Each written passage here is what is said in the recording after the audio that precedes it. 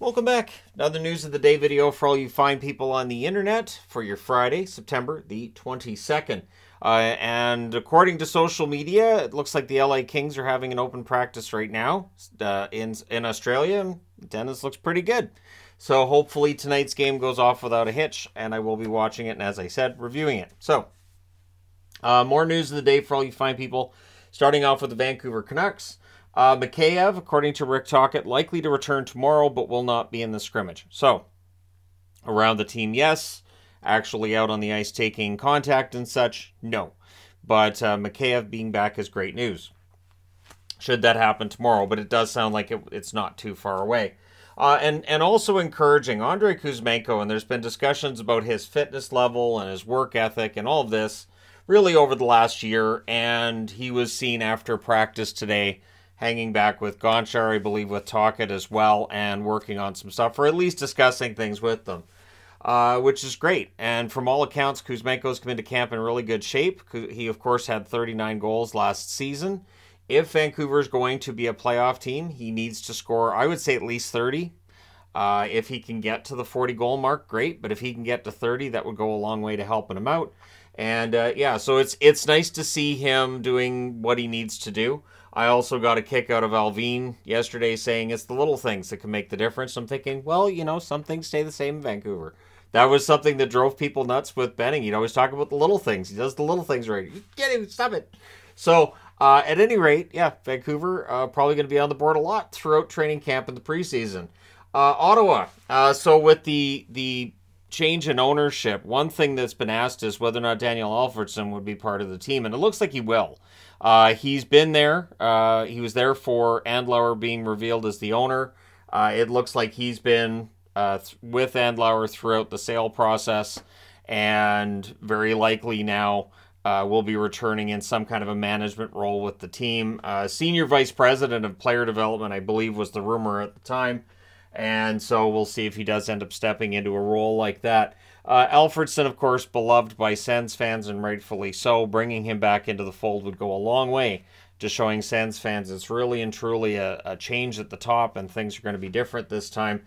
And, of course, Andlauer's been discussing where the building could go and all this fun stuff when it comes to the arena.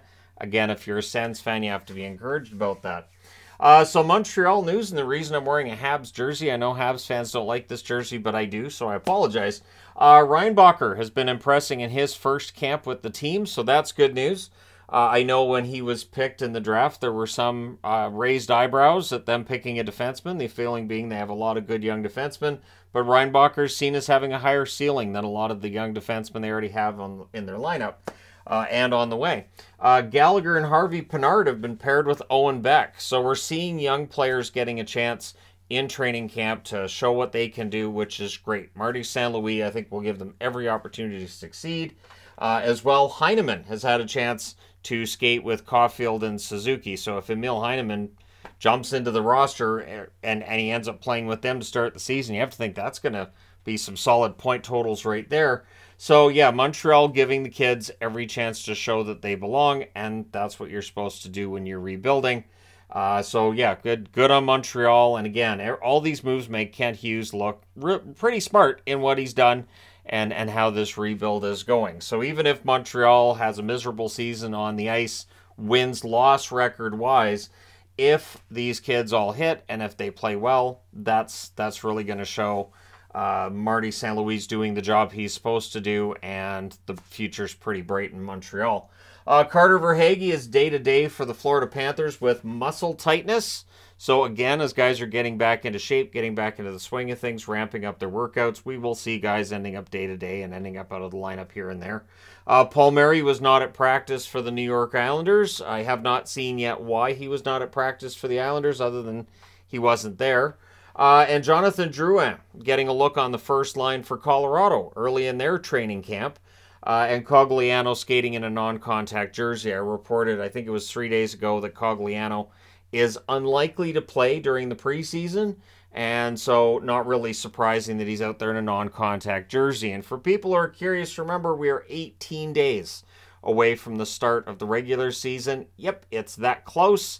The triple header, which is Nashville, Tampa, Chicago, Pittsburgh, and Seattle and Vegas. Not that I have it on a board that I can look at right here and look at all 3 games, and the start times of 5:30, 8 o'clock, and 10:30 Eastern.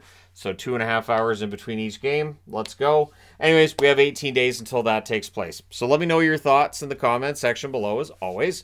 Don't forget to hit like and subscribe if you're browsing your way through. You just happened upon this video. Thank you guys so much for watching, for all your support. I will talk to you again soon.